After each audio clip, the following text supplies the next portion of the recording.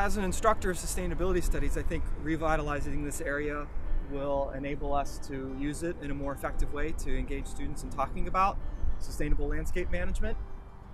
With the addition of some additional plants and the classroom space, we'll be able to do that more, and this campaign will actually raise awareness of how this space can be used in other classes across campus to bring even more faculty and students out and participate in this landscape conversation we're having.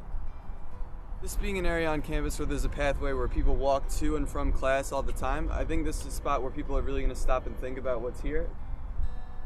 This project has larger importance for helping people think about how to manage landscapes in different ways.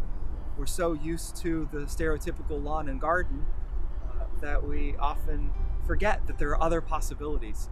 And so becomes a focal point on campus for advancing the conversation about how we might revolutionize our urban landscapes to be more sustainable, to have more biodiversity, both on the plants and animal side. More plant life would grow, and it would just be overall better for the environment of the area.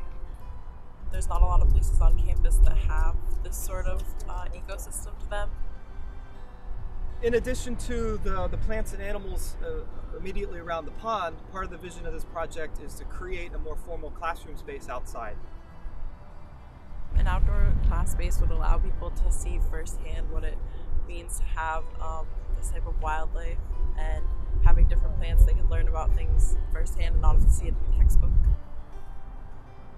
Part of the goal then is to help people recognize that we're not just learning inside classrooms, as so often the case, but we can actually use the landscape as a teaching place on its own and think about how to be more creative with our outdoor environments for learning possibilities.